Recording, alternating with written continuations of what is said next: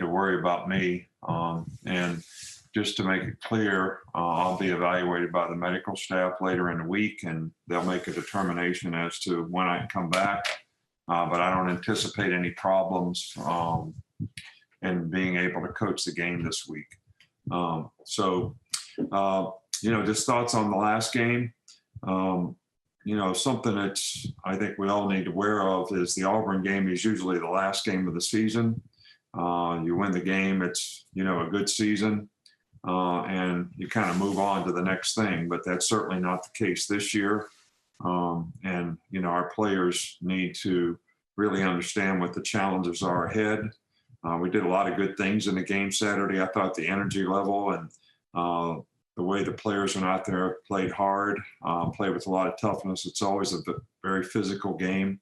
We did some really good things, made some explosive plays on offense, and played okay on defense. But, we had our spots where, we didn't finish real well in the fourth quarter, had some missed tackles, left some opportunities in the passing game and the running game on the field, offensively. But I think whenever you play a game, regardless of how good or bad the victory or defeat might be, there's always things that, you're looking for relative to how we can get better. And I think the big thing is it's fairly obvious when we execute and do things well, we have success. When we don't execute things exactly like they're supposed to be done, and it can only be one guy that has to, miss the execution, then things don't work out quite as well. So, that's something that we need to continue to try to focus on so that we can continue to grow and have the kind of consistency and performance. So it's not about doing things right occasionally. It's about doing things right, all the time, and getting it right on a consistent basis. It's great for Mac Jones to be the SEC Offensive Player of the Week. Obviously we're getting together today and going to watch the film, and going to do walkthrough type practice today to try to get started on LSU, who is a very, very talented team. These guys have looked exceptionally good at times this year. They're very capable. They have lots of good players on both sides of the ball. Very explosive on offense. Got really good receivers, a couple good running backs. I know they've done some rebuilding, with their team this year because of how many players they lost from last year's national championship team. But, these guys really played well last week at Texas A&M. Their defense has really played better and better as the season has worn on. And they've got some very talented players on defense in the secondary and in the front seven as well. Skilled guys on offense are really good. A couple young receivers are really playing well. Eric Gilbert is very, very good tight end. These guys have really good team speed, so they're always really good on special teams. They've got good specialists. So this is a team that's very capable of being as good as anybody we played all season long because of the talent they have on their team. So I think our team has to be very well prepared, for what we need to be able to do to execute against some very, very good players. Okay, guys, we'll get started with John Zener of the Associated Press. Nick, glad to hear you're still feeling well and everything, but how has your secondary improved and evolved as this season has gone along? Well, I think they've improved and gotten better. Obviously, we're playing two guys that are freshmen, out of the six that play the most. DeMarco Helms has alternated in some as a spare part and has done a nice job. I think the two corners have, played pretty consistently well for us this year. I think the young players coming on, Jordan Battle, played some last year. He's definitely, improved and played better and better. So I think it's just a maturing process of the young players and the players realizing the importance of doing things correctly and preparing for a game properly, right? So that they're not sort of caught off guard or surprised when they see things in the game. And, understanding that, hey guys, we're practicing this stuff because this is what you're going to see. This is what you need to anticipate when they're in these receiver locations and they're running these kinds of motions. So you shouldn't be surprised by it. And I think the knowledge and experience has been very helpful in helping them play with more confidence as well. We'll go to Brett Hudson. With Miller Forrestall being out for a few weeks now, or limited roles, what do you think you've gotten from Jaleel Billingsley, Carl Tucker, and Kendall Randolph in bigger roles? And those guys have all done a really, really good job. I mean, they've all filled a role very nicely. Jaleel is kind of coming into his own a little bit as a tight end. He's a very good receiver. I think, having some success in the last couple of games has probably helped his confidence a little bit. And he's, definitely somebody who we feel can make plays for us on offense, and we need to try to utilize him every way that we can. But getting Carl back was good because he was hurt for a while. Then Miller got hurt. Then Carl came back. So, that entire group of tight ends have kind of mixed and matched nicely all year long to help us be successful in the running game and the passing game. Go to Michael Casagrande. Yeah, I know that it seems like Devontae Smith, he's obviously done very well recently, gotten a lot of passes, a lot of catches. How do you guys try to distribute the ball, and how do you have to be creative, I guess, to get him the ball with defenses locking on him? Well, I think that you try to move him around the best you can. I think, it gets really hard to try to, especially in regular down situations. And I think in regular down situations is where Smitty has made a lot of his explosive plays. When I say regular down situations, it's on play action pass, it's on bubbles, it's not really third down situations. Third down situations, you have a little bit better chance, I think, when it's going to be a pass, to try to take somebody out of the game. If that's what the question that you're asking me. So the fact that we move him around a lot, and he's a smart guy, he can play all the positions, which is very helpful because, some guys that you have playing receiver, it's almost like the defensive back. Some guys can just play corner. They can't play anything else. Some guys can just play split end or X receiver, as we call it. Other guys can only play Z or the flanker position.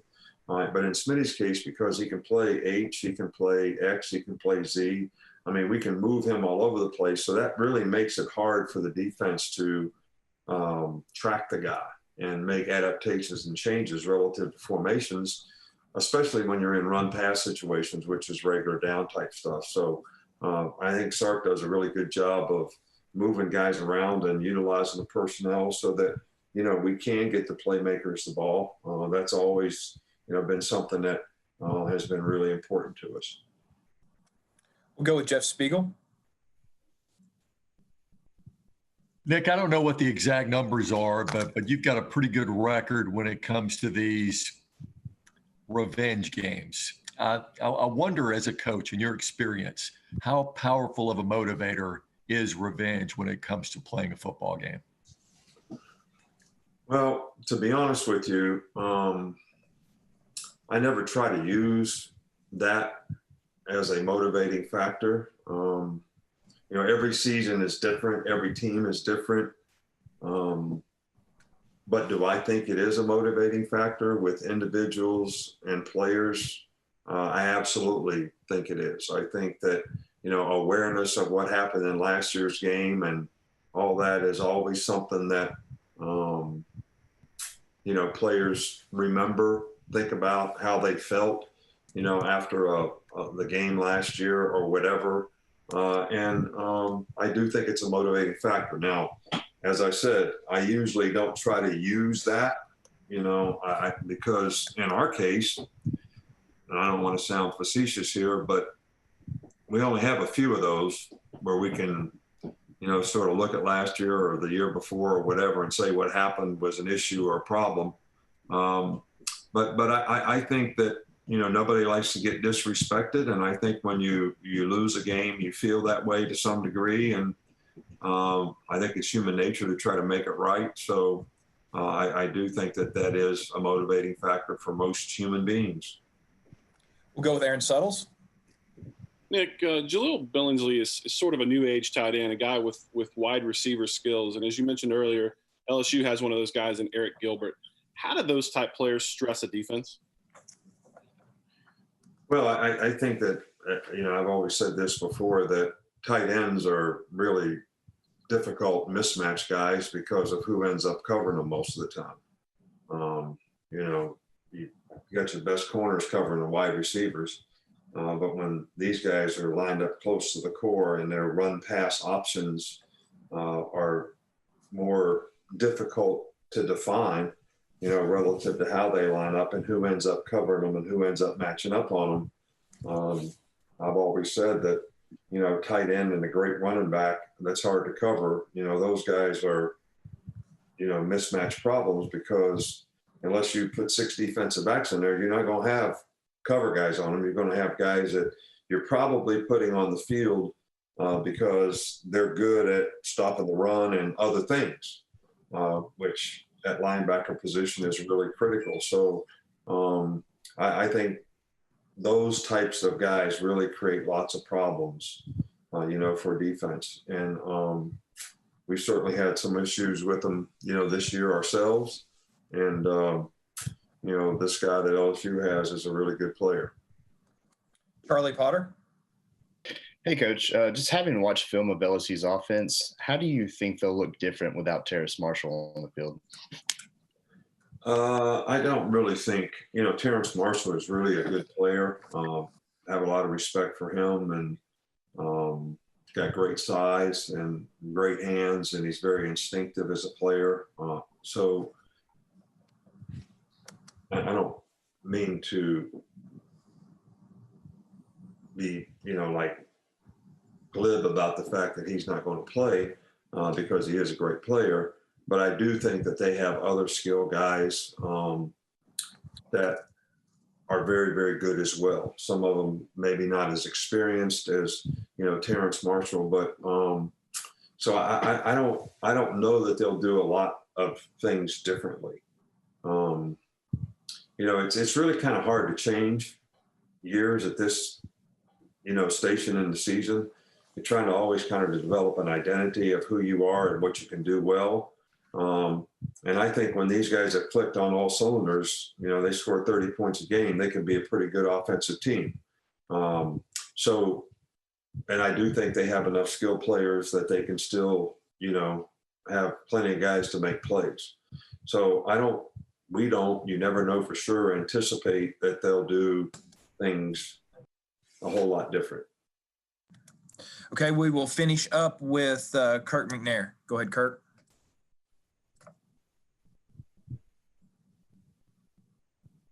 Kirk, we can't hear you. You're muted. I can't hear you, Kirk. There you go. Okay, we're still having problems with Kirk. We're going to go to James Ogletree. Finish up here. Coach, Chris Allen is a guy who may not be the quote-unquote biggest name or get the most publicity on your defense, but he leads the team in tackles for loss, and the coaches have chosen him as one of the defensive players of the week several times. What is it about his game that you like, and what kind of progress have you seen him make this year? Well, I think our 2 outside backers have both made a lot of progress this year, and I think they sort of contribute to us playing better on the edges, to having a little better pass rush. Chris has got great size. He's got power. I think he's playing with a lot more confidence now. I think he was a guy that was a little unsure at times of exactly what was expected of him. And, sometimes when guys are like that, they're afraid to pull the pin and actually do what they know they're supposed to do. And I think once players mature, past that and develop the confidence that, hey, this is the way I can make plays. I got to trust it. I got to believe it. I got to go do it. This is what, the coach asked me to do. And this is what I'm supposed to do in this scheme of things to be able to make plays. Then I think you start seeing production. And I think that's definitely what's happened with Chris. He's had really good production all year long, but, both of our outside backers really have done a good job for us this year. Kirk, try one more time. See if we've got your audio. Kirk? And we still don't have it. Coach, that's all we've got today. Kirk, I'm sorry. We'll get this figured out next time. Coach, thank you for your time. All right. Thank you, guys. Appreciate it. Thanks, Nick. Thanks, Josh. Thanks, guys.